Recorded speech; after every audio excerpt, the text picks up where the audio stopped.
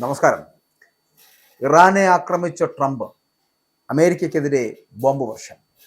ഇറാനെതിരെ ഒരു സൈനിക നടപടി എന്ന് പറയപ്പെടുന്നത് വളരെ കൃത്യമായി ടാർഗറ്റ് ചെയ്യുകയാണ് ട്രംപ്. അതുകൊണ്ട് തന്നെയാണ് പശ്ചിമേഷ്യയിൽ സംഘർഷം വല്ലാതെ മുറുകുന്നത്. സമ്പൂർണ്ണമായിട്ടുള്ള ആക്രമണത്തിന് പകരം ഇറാനിലെ പ്രതിഷേധക്കാർക്കെതിരെ, അവർക്കെതിരെ തിരിയുന്ന സൈന്യത്തിനും ഉദ്യോഗസ്ഥർക്കുമെതിരെ പരിമിതമായിട്ടുള്ള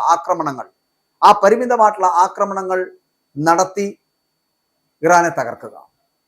ഇറാനും അമേരിക്കയും തമ്മിലുള്ള ബന്ധം കൂടുതൽ വഷളാകുന്നതിനിടയിലാണ് പശ്ചിമേഷ്യയിലേക്ക് കൂടുതൽ സൈനിക കരുത്ത് വിന്യസിച്ചുകൊണ്ട് അമേരിക്ക മുന്നോട്ട് പോകുന്നത്. ഗൈഡഡ് മിസൈൽ ഡിസ്ട്രോയർ ആയിട്ടുള്ള USS ഡെൽബർട്ട് ഡി ബ്ലാക്ക് ആണ് ഏറ്റവും ഒടുവിലായിട്ട് ഇപ്പോൾ മേഖലയിൽ എത്തിയിരിക്കുന്നത്. വമ്പൻ കപ്പൽപ്പടയുടെ അകമ്പടിയോടെയുള്ള ഈ നീക്കം പശ്ചിമേഷ്യയെ വീണ്ടും ഒരു യുദ്ധത്തിന്റെ നിഴലിൽ ആക്കിയിരിക്കുന്നു.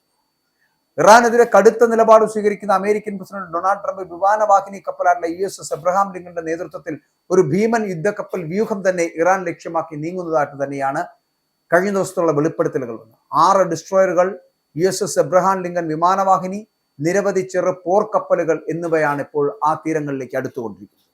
ഇറാന്റെ ആണവ പദ്ധതിയോ സൈനിക താവളങ്ങളോ ലക്ഷ്യമിട്ടുള്ള നീക്കമാണ് ഇത് എന്ന് വേണമെങ്കിൽ പറയാം. പുതിയ കരാറിന് വഴങ്ങിയില്ല എങ്കിൽ സൈനിക നടപടി ഉണ്ടാകുമെന്ന് ട്രംപ് പലവട്ടം മുന്നറിയിപ്പ് നൽകിയിട്ടുണ്ട്. അതിനുശേഷമാണ് ഈ യുദ്ധം ആരംഭിക്കുന്നത്. അമേരിക്കയുടെ നീക്കങ്ങൾക്കെതിരെ ഇറാൻ സൈന്യം ശക്തമായിട്ടുള്ള മുന്നറിയിപ്പാണ് നൽകിക്കൊണ്ടിരിക്കുന്നത്. തങ്ങളുടെ അതിർത്തിയിലോ താവളങ്ങളിലോ അമേരിക്ക ചെറിയൊരു പ്രകോപനം സൃഷ്ടിച്ചാൽ പോലും തിരിച്ചടി അതിരൂക്ഷമായിരിക്കുമെന്ന് ഇറാന്റെ സൈനിക വക്താക്കൾ വ്യക്തമാക്കുമ്പോൾ അവിടെ ഭയപ്പെടുന്നുണ്ട് ട്രംപ്. പക്ഷേ അമേരിക്കൻ സേന മുന്നോട്ട് തന്നെയാണ്. അമേരിക്കൻ സൈനിക താവളങ്ങളിലേക്കും യുദ്ധക്കപ്പലുകളിലേക്കും ഉടനടി പ്രത്യാക്രമണം നടത്തുമെന്ന് തന്നെയാണ് ഇറാന്റെ ഭീഷണി ഇപ്പോൾ വന്നിരിക്കുന്നത്. അതേസമയം ഇറാന്റെ വരേണ്യ സൈനിക വിഭാഗമായിട്ടുള്ള ഇസ്ലാമിക് റവല്യൂഷണറി ഗാർഡ് കോർപ്സിനെ യൂറോപ്യൻ യൂണിയൻ ഭീകര സംഘടനകളുടെ പട്ടികയിൽ ഉൾപ്പെടുത്തി കഴിഞ്ഞു. ഇറാനിൽ നടന്ന സർക്കാർ വിരുദ്ധ പ്രക്ഷോഭങ്ങളെ റവല്യൂഷണറി ഗാർഡ് ക്രൂരമായിട്ട് അടിച്ചമർത്തിയതായിട്ട് പ്രതിഷേധിച്ചുകൊണ്ടാണ് ഈ തരത്തിലൊരു തീരുമാനം ഇപ്പോൾ ഉണ്ടായിരിക്കുന്നത്. അപ്പൊ ഈ നടപടിയോടെ യൂറോപ്യൻ രാജ്യങ്ങളിൽ IRGCയുടെ ആസ്തികൾ മരവിപ്പിക്കുകയും സംഘടനയുടെ പ്രവർത്തനങ്ങൾക്ക് നിരോധനം ഏർപ്പെടുത്തുകയും ചെയ്തു കഴിഞ്ഞിരിക്കുന്നു. ഇത് ഇറാനുമേൽ കൂടുതൽ അന്താരാഷ്ട്ര സമ്മർദ്ദം സൃഷ്ടിക്കുവാനുള്ള സാധ്യതയാണ് അതിലൂടെ ഉണ്ടാക്കിയെടുത്തിരിക്കുന്നത്. അതേസമയം വ്യോമാക്രമണം കൊണ്ട് മാത്രം ഖമേനി ഭരണകൂടത്തെ താഴെ ഇറക്കാൻ കഴിയില്ലെന്ന് ഇസ്രായേൽ അറബ് ഉദ്യോഗസ്ഥർ മുന്നറിയിപ്പ് നൽകിയതടക്കം മുൻപിൽ നിൽക്കുമ്പോഴും എങ്ങനെയായിരിക്കും അടുത്ത യുദ്ധം, അല്ലെങ്കിൽ എങ്ങനെയായിരിക്കണം ഭരണകൂടത്തെ, ഈ ഇറാൻ ആയത്തുള്ള ഖമേനിയുടെ ഭരണകൂടത്തെ തകർക്കാൻ കഴിയുന്നത് എന്നുള്ള ഒരു ചിന്തയിലാണ്, അല്ലെങ്കിൽ അത്തരത്തിലൊരു ബുദ്ധി പ്രവർത്തിപ്പിക്കുവാനാണ് ഇപ്പോൾ ട്രംപ് ആലോചിക്കുന്നത്.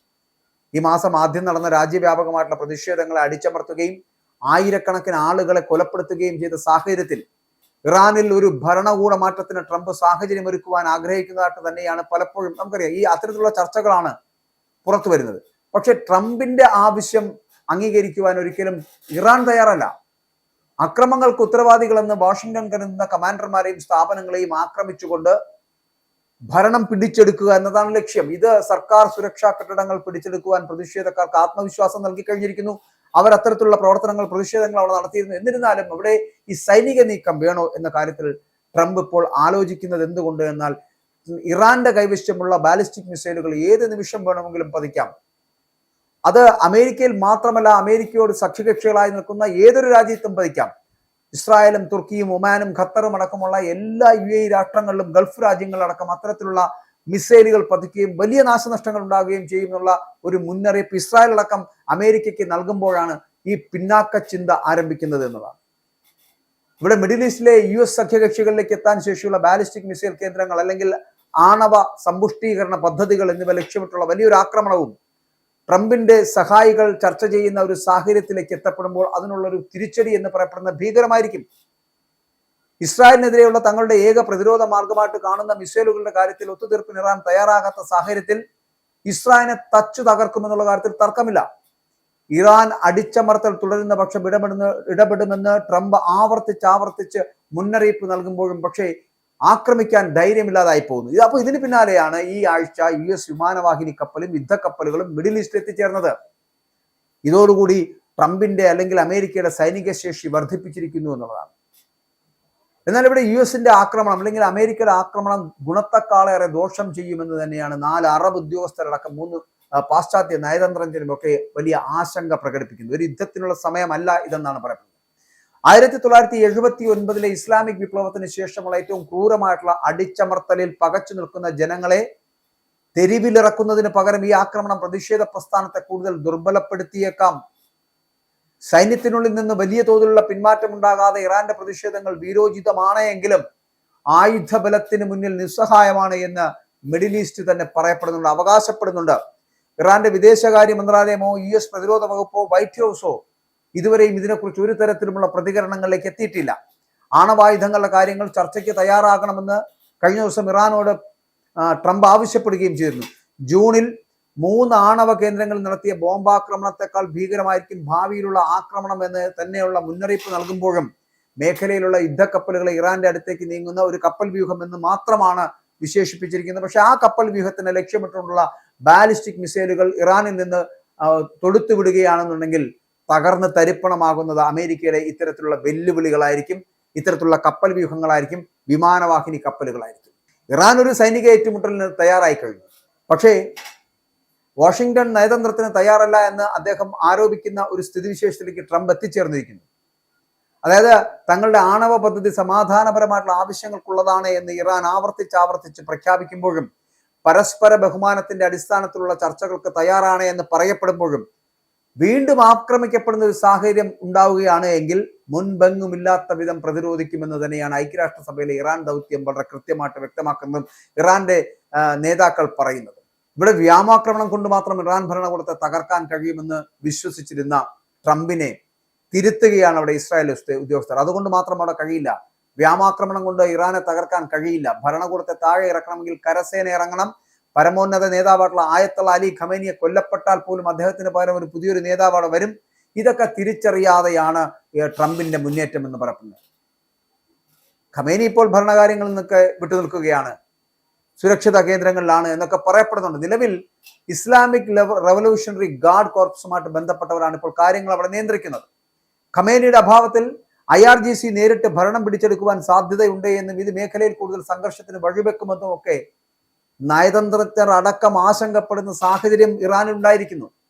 90 ദശലക്ഷം ജനങ്ങളുള്ള ഇറാൻ തകരുന്നത് മേഖലയിൽ ഉടനീളമുള്ള അസ്ഥിരതയ്ക്ക് കാരണമാകുമെന്ന് തന്നെയാണ് നമുക്ക് മനസ്സിലാക്കാൻ കഴിയുന്നത്.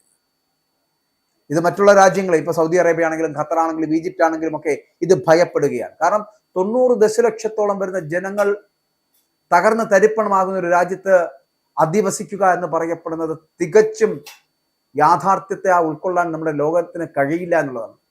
ഭീതിതമായിട്ടുള്ള ഒരു അവസ്ഥയാണ് എന്നുള്ളത്. അപ്പോൾ ഇറാന്റെ തകർച്ച ഒരു ആഭ്യന്തര യുദ്ധത്തിലേക്കും അഭയാർത്ഥി പ്രവാഹത്തിലേക്കും ആഗോള എണ്ണ വിപണിയെ ബാധിക്കുന്ന ഹോർമുസ് കടലിടുക്കിന്റെ അടച്ചുപൂട്ടലിലേക്കും നയിച്ചേക്കാം. ഇവിടെ പല രാജ്യങ്ങളും, ഞാൻ ആദ്യം സൂചിപ്പിച്ചല്ലോ, ഇപ്പൊ സൗദി കിരീടാവകാശമുള്ള മുഹമ്മദ് ബിൻ സൽമാൻ ഇറാൻ പ്രസിഡന്റിനോട് പറഞ്ഞത് തങ്ങളുടെ മണ്ണോ ആകാശമോ ഇറാനെതിരായിട്ടുള്ള ആക്രമണത്തിന് ഉപയോഗിക്കുവാൻ അനുവദിക്കില്ല എന്നാണ്. അമേരിക്ക ചിലപ്പോൾ ഇത് ട്രിഗർ ചെയ്തേക്കാം, പക്ഷേ അതിന്റെ പ്രത്യാഘാതങ്ങൾ അനുഭവിക്കേണ്ടി വരുന്നത് ഞങ്ങളെപ്പോലുള്ള രാജ്യങ്ങളാണ് എന്ന് അറബ് രാഷ്ട്രങ്ങളിൽ നിന്ന് അല്ലെങ്കിൽ സൗദി കിരീടാവകാശി അടക്കം പറയുമ്പോൾ അത് ചിന്തിക്കേണ്ടിയിരിക്കുന്നു. ട്രംപിനെ പോലൊരു നേതാവിനെ ഇനിയും അബദ്ധങ്ങളാണ് പിണയുന്നത് എങ്കിൽ ലോകത്ത് ഒരു വലിയ മഹായുദ്ധത്തെ മറ്റുള്ള രാഷ്ട്രങ്ങൾ അടക്കം അനുഭവിക്കേണ്ടി വരും. ഒരു ലോക മഹായുദ്ധം വരുത്തിവെക്കാൻ പോകുന്ന വിന എന്ന് പറയപ്പെടുന്നത് ജനങ്ങളുടെ കണ്ണീര് മാത്രമാകുമെന്നുള്ള കാര്യത്തിൽ തർക്കമില്ല. ബിഷപ്പിന്റെ വിളി അധികമായി ഉണ്ടാകാൻ പോകുന്ന ഒരു നാടായി ഇറാൻ അടക്കമുള്ള അമേരിക്ക അടക്കമുള്ള രാജ്യങ്ങൾ അല്ലെങ്കിൽ ഗൾഫ് മേഖലകൾ അടക്കം സൃഷ്ടിക്കപ്പെടാൻ പോകുന്ന ഒരു ദിവസങ്ങളായി തീരും. അത്തരത്തിലുള്ള അവസ്ഥയിലേക്ക് കൊണ്ടെത്തിക്കപ്പെടുന്നത് തികച്ചും വേദനാജനകമാണ് എന്ന് പറയാതിരിക്കാൻ കഴിയില്ല. അതുകൊണ്ട് തന്നെ ഇത്തരത്തിലുള്ള സ്ഥിതിവിശേഷം ഉണ്ടാക്കിയെടുക്കുവാൻ ശ്രമിക്കുന്ന ട്രംപ് അടക്കം അല്ലെങ്കിൽ ട്രംപിനെ അടക്കം തടവിലാക്കേണ്ട അല്ലെങ്കിൽ തകർത്ത് തരിപ്പണമാക്കേണ്ട ഒരു അവസ്ഥയിലേക്ക് ഇറാൻ എത്തിച്ചേരും.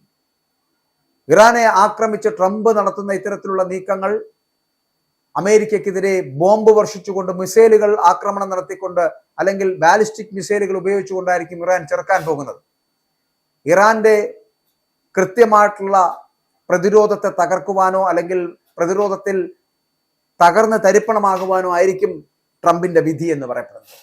അമേരിക്ക ഇറാനെ ആക്രമിക്കാൻ നടത്തുന്ന ശ്രമങ്ങൾ എന്ന് പറയപ്പെടുന്നത് വലിയ പരാജയമാകും. ഇറാനെ ആക്രമിച്ചപ്പോൾ മുന്നോട്ട് പോകുന്നു എന്ന് അവകാശപ്പെടുന്ന ട്രംപിന് പക്ഷേ കാത്തിരിക്കുന്നത് വൻ പരാജയങ്ങളാണ് എന്നുള്ള കാര്യത്തിൽ തർക്കമില്ല.